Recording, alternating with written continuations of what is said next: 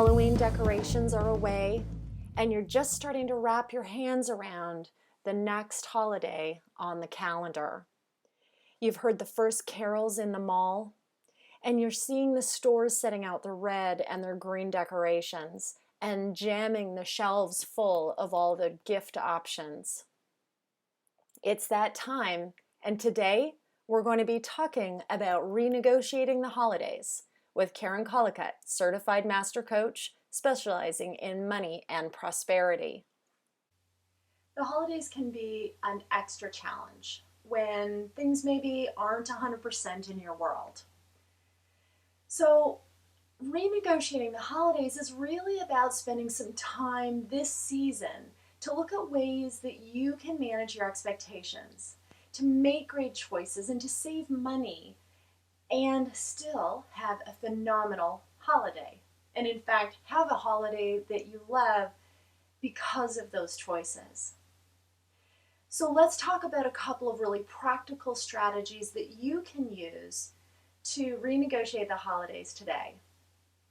The first one is to have a conversation.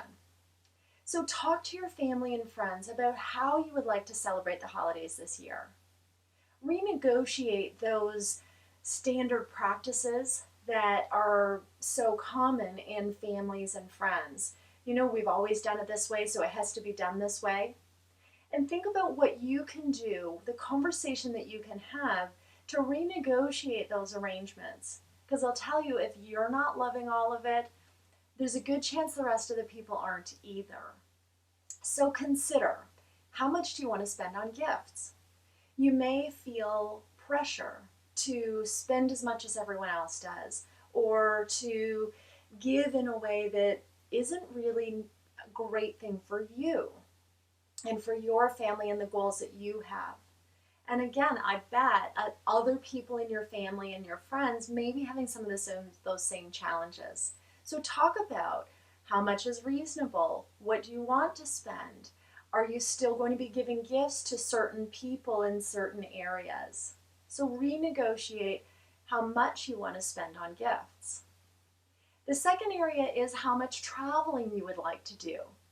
Many of us travel a lot over the holidays. We spend a lot of time in the car, going from place to place to place. And perhaps look at how you can renegotiate the kind of traveling you're doing.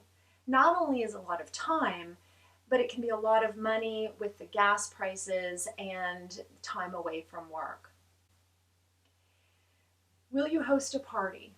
So often people want to host a party and they really look at it as a way to bring community into their home. I love a good party, and it can be quite expensive. So look at ways that you can create that community, perhaps with less financial hit to your wallet. Do an afternoon party, way less drinking, much smaller bar bill. Invite the kids to come along and go for a walk in the snow, go skating at the local rink. There's lots of ways to enjoy time together without it being as large of a financial contribution.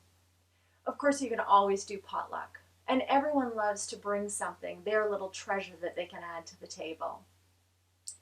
So, if you're going to host a party at your place, also take a look at how many other parties are you going to attend.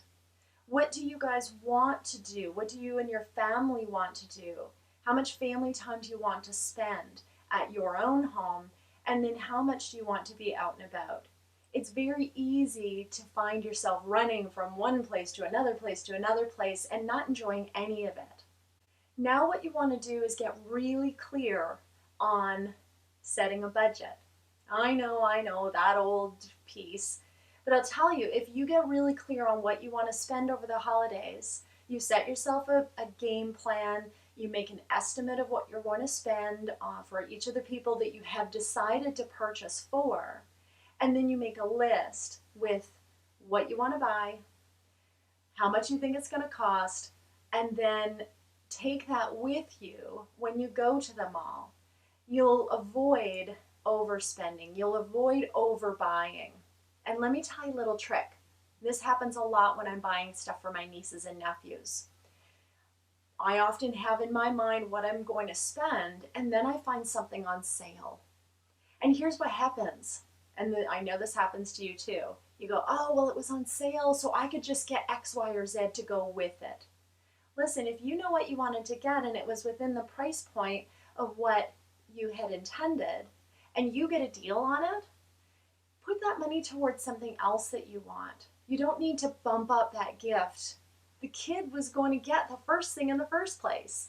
So stick to the plan, and any extra money you get can go towards other gifts or other holiday expenses or other expenses in your household. So here's a great way that you can create that budget. I've included a tool for you. If you go to the blurb about today's video, the link will be right there. You can click on it and you can go right to that tool and download it. Write down the list of all of the people you're going to purchase gifts for. Make an estimate of what you want to spend on that gift. And don't forget to include your service providers. Perhaps you have a house cleaner, the kids' teachers, perhaps your hairdresser, anyone else that you're going to be giving a gift to. Make sure that they get on that list and you make that estimate. Then add it all up. See where you're at. Is it reasonable given the other goals you have in your life? If it's more than what you want to spend, look at where you can make some changes. So go ahead and download that worksheet now and use it to get yourself set up towards the kind of holiday season that you want. So Mother Teresa said, it's not how much we give, but how much love we put into that giving. True generosity has to be good for both the giver and the receiver. Make sure that as you're making your holiday list, that you really are giving in generosity.